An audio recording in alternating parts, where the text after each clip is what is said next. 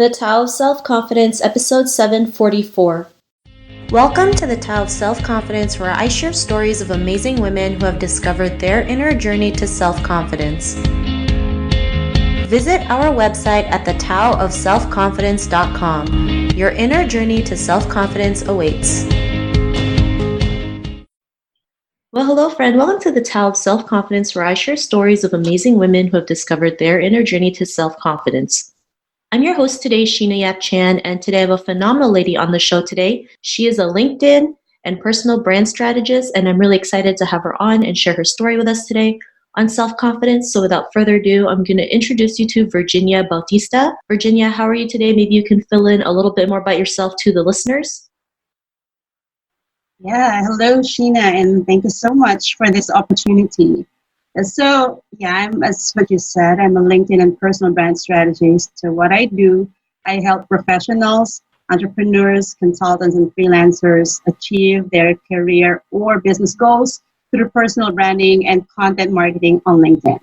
But aside from that, I'm also a mother of 5 kids. So my eldest is 21 and my youngest is 5 years old. I was an assistant professor of communication for more than 11 years. And then in 2008, I started doing freelance writing while I was teaching full-time.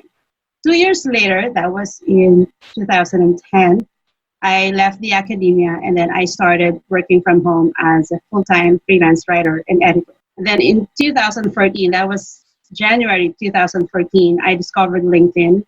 And when I was first featured in Forbes in May 2017, everything in my life. So now what I do, I've completely transitioned to being a LinkedIn consultant. And, as I mentioned, I'm helping people achieve their goals through personal branding and content marketing on LinkedIn. So basically making those career transitions throughout the years, from being a teacher for 11 plus years to a freelancer, also for more than 11 years, and now as a LinkedIn consultant, requires a ton of self-confidence. And so I believe that behind every mini success and big wins that I've had through the years is having that confidence to be who I am. So I would become who I want to be as I rebrand my career.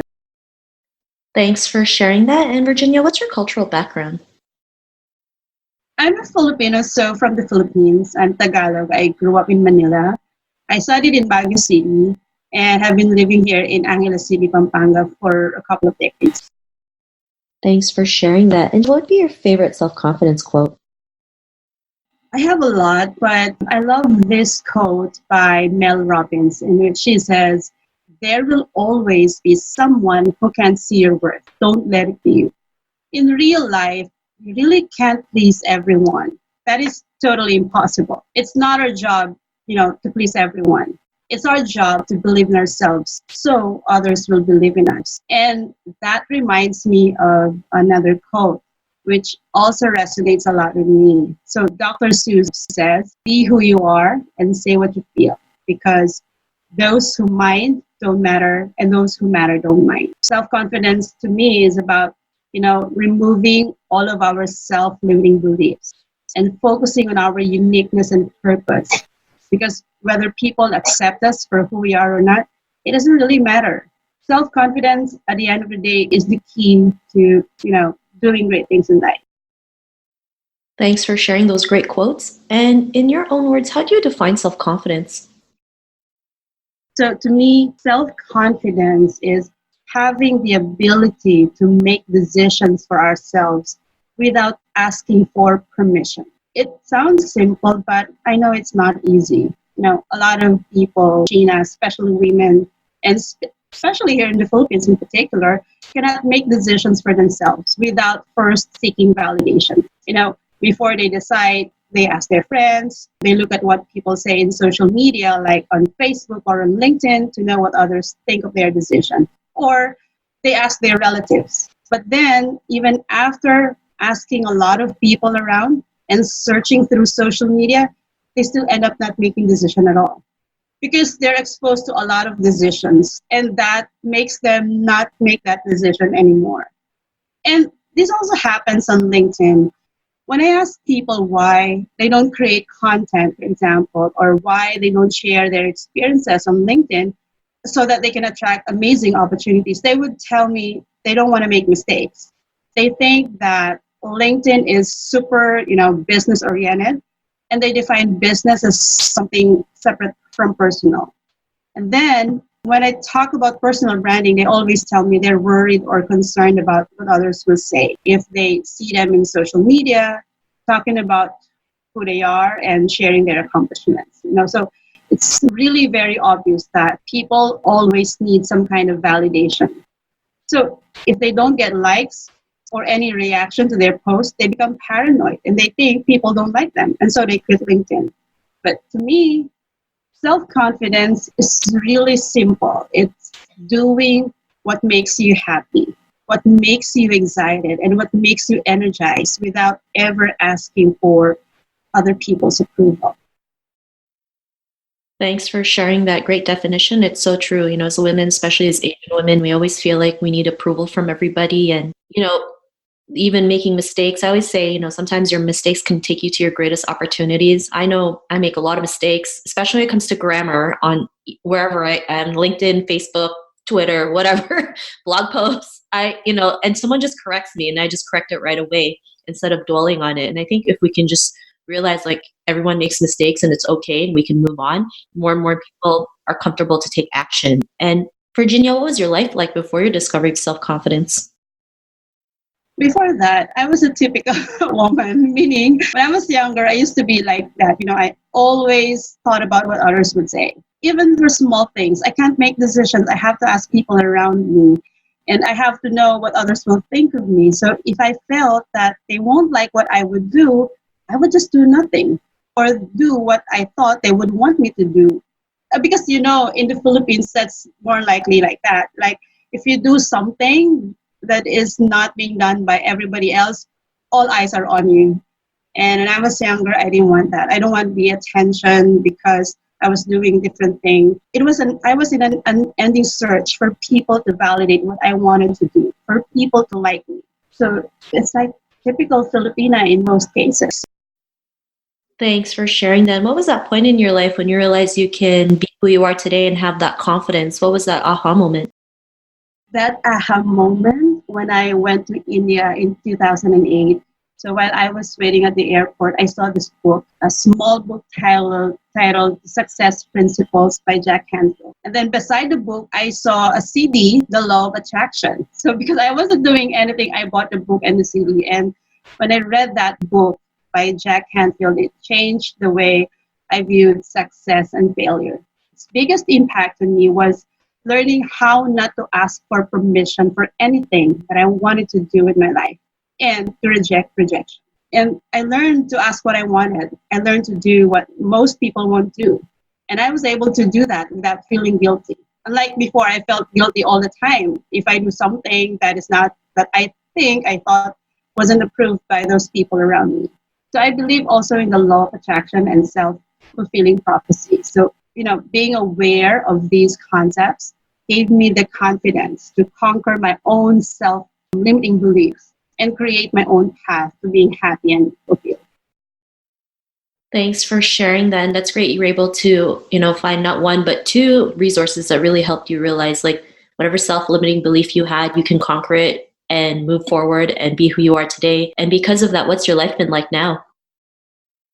Right now, when I discovered actually, the truth is, after that aha moment, I discovered how liberating it was to make a decision and own it, how empowering it was to say yes only when it's absolutely a yes and say no when I meant no. And in the past, I often found myself saying yes to everyone, even if it meant I would have to make lots of sacrifices for myself. And I did that because I wanted their approval. I didn't have the courage, the self-confidence at the time to reject and in turn be rejected. So right now, because of that, I felt how empowering it was. So I teach people personal branding. And personal branding won't happen unless we have complete self-confidence.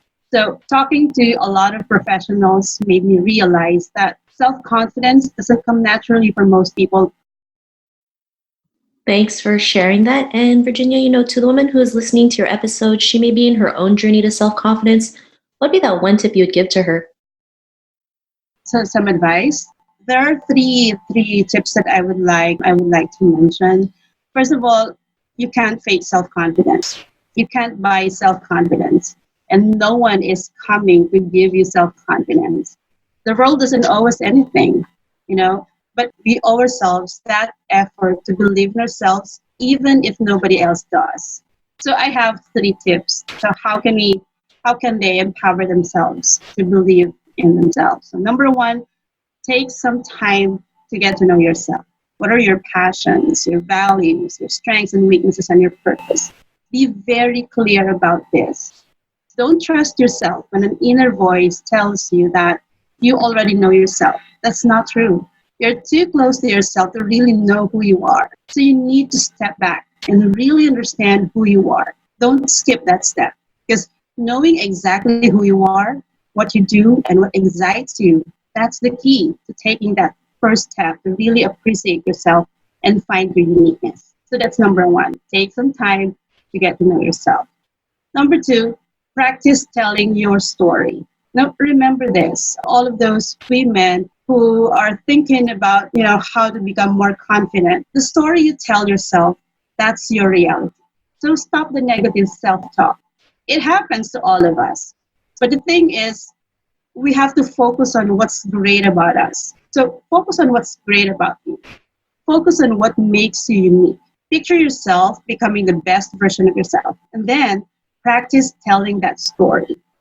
I believe that practice is critical, because if you keep it to yourself, you don't declare it to the world, there's no way you can manifest that. So you have to practice telling that story. If you have to look at yourself in the mirror, practice telling that story, do it until it becomes natural for you to tell the positive side of who you are. So just answer questions like, what made you succeed? What did you do to overcome all the struggles in the past that made you stronger at present? Whatever it is that you want, you have to declare that to the universe. So that's number two. Tell your story, share your journey, because by telling your story with authenticity, you can attract amazing opportunities. Number three, be grateful. Always be grateful, and you'll see the universe will give you your heart's desire. Because having that self-confidence is the starting point of feeling great about yourself. And if you feel great about yourself, you can change the world. Thanks for sharing those great tips. And if our listeners wanted to get to know a little bit more about you and what you do, or check out some of your work, is there any links or social media profiles we can connect with?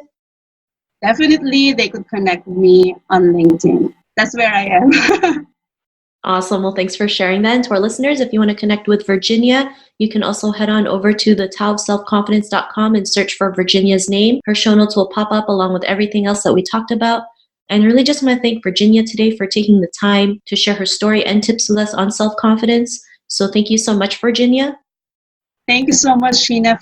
Not a problem. It was really great having you on the show. And to our listeners, be on the lookout for another new episode of another amazing woman's journey to self-confidence, and we'll talk to you soon. Bye for now. Thank you for tuning in to another amazing episode of the Tao of Self-Confidence. Please subscribe to the show on Apple Podcasts or Spotify to get your daily boost of confidence.